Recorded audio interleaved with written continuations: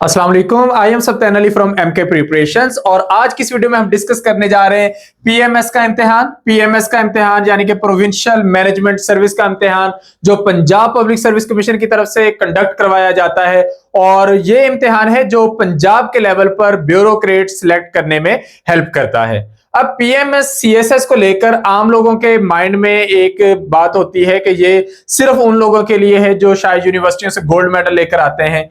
तो आज की इस वीडियो में मैं ये सबसे पहले ये कंफ्यूजन क्लियर कर दूं कि पीएमएस सीएसएस क्लियर करने के लिए आपको आज की डेट से डिसिप्लिन चाहिए, सख्त मेहनत चाहिए और मैक्सिमम 3 महीनों के अंदर अंदर आप लोग इतनी तैयारी कर सकते हैं कि आप लोग पीएमएस को क्रैक कर सकें। और अगर आप थोड़ी सी मजीद एफर्ट्स पुट करें तो आप लोग इसकी सारी जो स्टेजेस हैं जिसमें कंपलसरी और ऑप्शनल सब्जेक्ट्स के रिटन एग्जाम्स हैं और इंटरव्यू है, आप सबकी बेहतरीन तैयारी करके सिलेक्शन के प्रोसेस को, बैरियर को पार कर सकते हैं। तो अगर आप अपनी डिग्री मुकम्मल कर चुके हैं, अगर आप ग्रेजुएशन मुकम्मल कर चुके हैं, 14 इयर्स ऑफ एजुकेशन या 16 इयर्स ऑफ एजुकेशन, तो ये वीडियो आप लोगों के लिए है। आज की इस वीडियो में मैं आपको डिटेल से बताऊंगा कि पीएमएस जो है इसके लिए कौन कौन अप्लाई कर सकता है, इसकी तैयारी कैसे करनी है, कैसे ये इम्तिहान आप सब लोगों के लिए फिजिबल है, कैसे इसकी तैयारी सब लोगों के लिए इक्वली चैलेंजिंग और इक्वली आसान है। सारी चीजें हम एक एक करके डिस्कस करेंगे।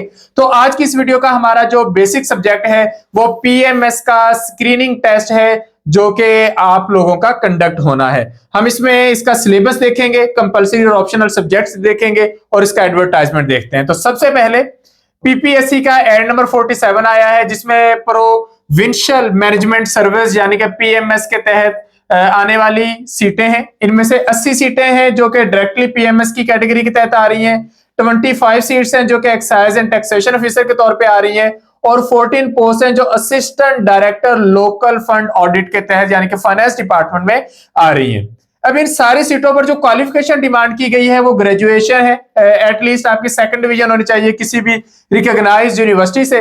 मैक्सिमम सीटें ओपन मेरिट पे है लेकिन माइनॉरिटी कोटा पर और स्पेशल पर्संस के कोटा पर भी सीटें हैं। एज लिमिट 21 से 30 साल है और इस पर जो कट ऑफ डेट है वो 1 जनवरी 2026 है, यानी कि 1 जनवरी 2026 तक आपकी जो एज है वो मिनिमम 21 ईयर्स होनी चाहिए, मैक्सिमम आपकी एज 30 ईयर्स होनी चाहिए। अच्छा, अब यहाँ पर एक इंपॉर्टेंट बात यह है कि अगर आप ऑलरेडी गवर्नमेंट सर्विस में हैं तो आपको एज रिलैक्सेशन भी मिल जाएगी और वो एज रिलैक्सेशन जो है वो 35 ईयर्स की एज तक आपको मिल जाएगी, यानी कि 30 साल की बजाय आप 35 साल के भी हैं तो आप अप्लाई कर सकते हैं। स्पेशल पर्संस के लिए 15 ईयर्स की एज रिलैक्सेशन है तो 45 ईयर्स की हद तक जो स्पेशल पर्संस है वो अप्लाई कर सकते हैं। गवर्नमेंट एम्प्लॉयज के लिए जरूरी है कि कम से कम वो 4 साल की गवर्नमेंट सर्विस कर चुके हो, तो उस सूरत में वो इस अपॉर्चुनिटी को अवेल कर सकते हैं। तो अब आप लोगों को ये एज के बारे में पता चल गया और एज रिलैक्सेशन जो है उसकी जो कंडीशंस है वो आपको बता दी है। मेल फीमेल ट्रांसजेंडर सब अप्लाई कर सकते हैं। अप्लाई करने के लिए पंजाब का डोमिसाइल होना जरूरी है। अब आते हैं इसकी तैयारी की तरफ। तैयारी के 3 मराहल हैं। पहला मरहला है स्क्रीनिंग टेस्ट की तैयारी। 6 कंपलसरी सब्जेक्ट्स हैं जिनमें से एक सब्जेक्ट को स्क्रीनिंग टेस्ट बना दिया गया है। पीएमएस टोटल 1200 मार्क्स का टेस्ट है जिसमें आपने 600 मार्क्स जो है वो आपके कंपलसरी सब्जेक्ट्स के हैं और 600 मार्क्स जो है वो ऑप्शनल सब्जेक्ट्स के हैं। अब आप लोगों की जो सिलेक्शन है या आप लोगों के इंटरव्यू के लिए जो क्वालिफाई आपने करना है उसके लिए 2 कंडीशंस है जो आपने फुलफिल करनी है। एक तो किसी भी सब्जेक्ट में आपके मार्क्स 40% से कम नहीं होने चाहिए।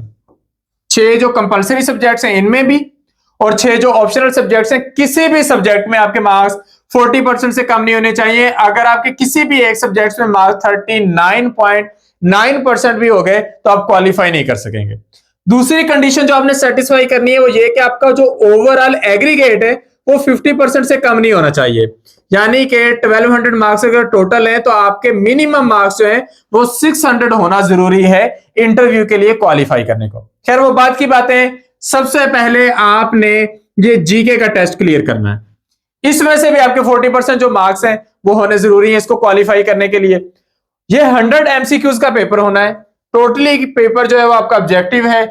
अगर आपने ये क्लियर कर लिया तो आप क्वालिफाई कर जाएंगे बाकी के रिटन एग्जाम्स देने के लिए जिनमें बाकी के 5 कंपलसरी सब्जेक्ट्स हैं।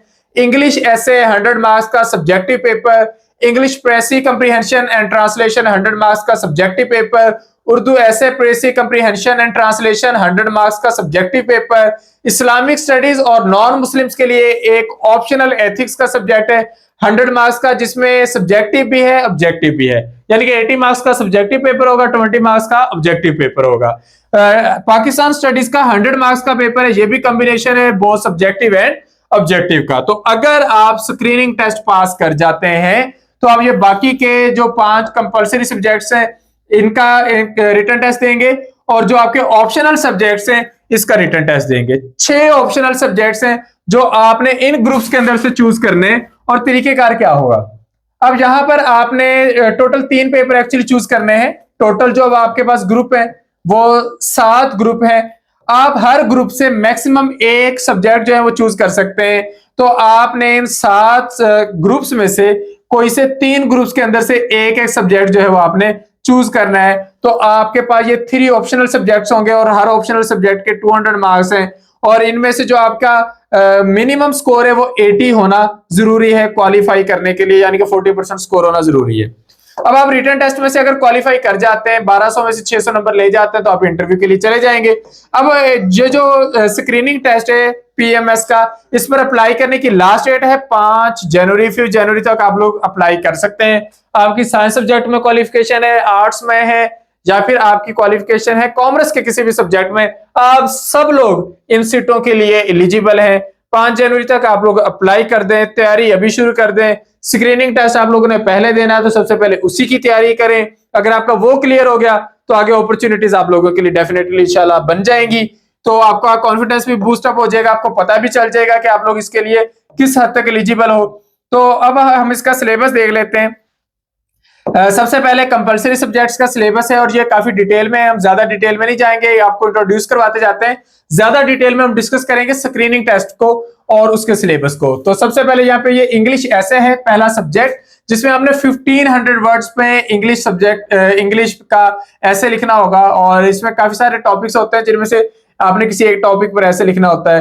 फिर English précis comprehension and translation का 100 मार्क्स का पेपर है, जिसमें आपने प्रेसे राइटिंग करनी है, कंप्रीहेंशन राइटिंग है, इसमें ग्रामर और वोकैबुलरी से रेलेवेंट क्वेश्चन है, सेंटेंस करेक्शन के क्वेश्चंस हैं, words and pair of words जो है ये आपने कवर करने हैं, और ट्रांसलेशन वाला पोर्शन इसके अंदर आता है। तो ये 200 मार्क्स का पेपर जो है वो इंग्लिश के पोर्शन में से आपने करना है। फिर 100 मार्क्स का उर्दू का है, जिसमें यही सारी चीजें हैं। उर्दू प्रेसी है, प्रेसी writing, comprehension, grammar, vocabulary, sentence correction, grouping of words and pair of words and translation. फिर चौथा सब्जेक्ट आपका इस्लामिक स्टडीज का है, जिसमें इस्लामिक स्टडीज का कोर सब्जेक्ट है इंट्रोडक्शन टू इस्लाम, सीरतुल नबी सल्लल्लाहु अलैहि वसल्लम, अर्ली इस्लामिक हिस्ट्री जिसमें खुलफाए राशिदीन का जमाना है, और उसके बाद human rights in Islam, Islam and modern world, Islam code of life and ethics for non Muslim. ये नॉन मुस्लिम्स के लिए एथिक्स का सब्जेक्ट उन्होंने इसमें से तैयारी करनी होती है, लेकिन वो इस्लामिक स्टडीज का सब्जेक्ट भी चूज कर सकते हैं अगर वो चाहें तो। 5वें नंबर पे पाकिस्तान स्टडीज का जो है ये कॉम्बिनेशन है दोनों चीजों का, सब्जेक्टिव ऑब्जेक्टिव का। इसमें बहुत सारे टॉपिक्स हैं, एक तो हिस्ट्री आ जाती है इसमें सारी, फिर पाकिस्तान के लोग, पाकिस्तान के रिसोर्सेज, जियोग्राफी, इससे रेलेवेंट टॉपिक्स है।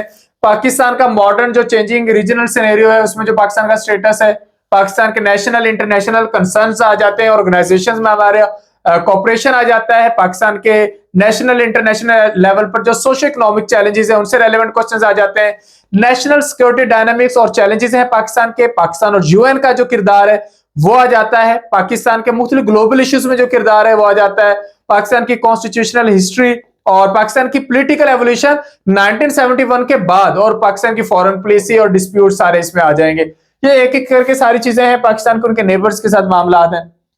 Then comes our most important, most considerable subject, that is general knowledge, क्योंकि आपने सबसे पहले इसकी तैयारी करनी है। ये ऑब्जेक्टिव पेपर है, 100 एमसीक्यूज का पेपर है। इसमें वैरायटी ऑफ सब्जेक्ट्स हैं। वैरायटी ऑफ सब्जेक्ट्स में से सबसे पहला सब्जेक्ट आ जाता है करंट अफेयर्स का।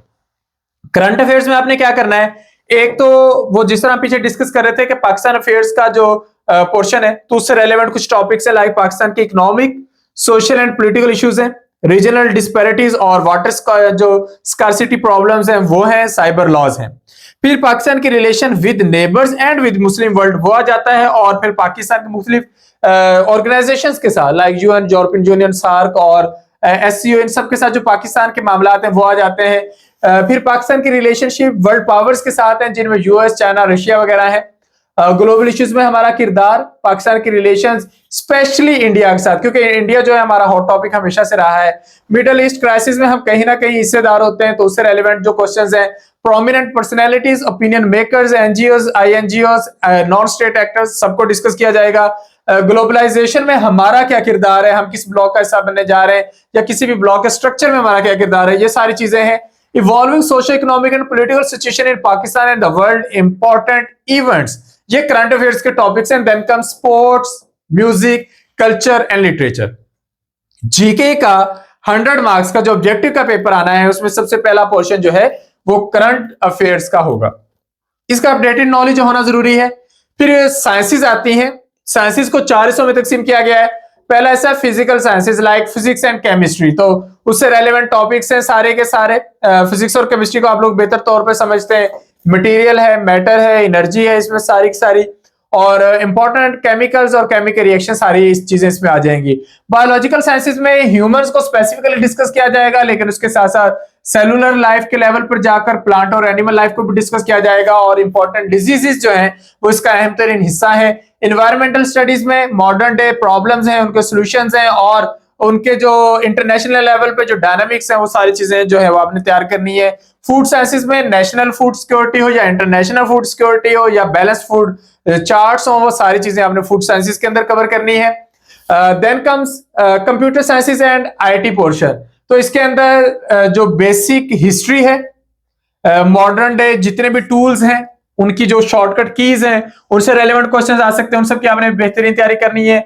मैथमेटिक्स है, ये मैथमेटिक्स वही है, चाहे आप पाकिस्तान आर्म्ड फोर्सेस के टेस्ट देने जाएं, चाहे आप वन पेपर की तैयारी करने जाएं, चाहे आप पीएमएस लेवल की तैयारी करने जाएं, इनका जो स्टडी लेवल है वो चेंज होता रहता है, बिगिनर से बेसिक टू एडवांस, ये इसमें बहुत सारे लेवल्स होते हैं। तो डेफिनेटली जहाँ पे आपने टॉपिक सेम रहेंगे, लेकिन थोड़ा सा स्टेप अप करके एडवांस लेवल पर यही टॉपिक्स तैयार करने हैं। इसमें बेसिक अरिथमेटिक्स भी है, अलजेब्रा, ज्योमेट्री, लीनियर क्वाड्रेटिक, सारी इक्वेशंस हैं।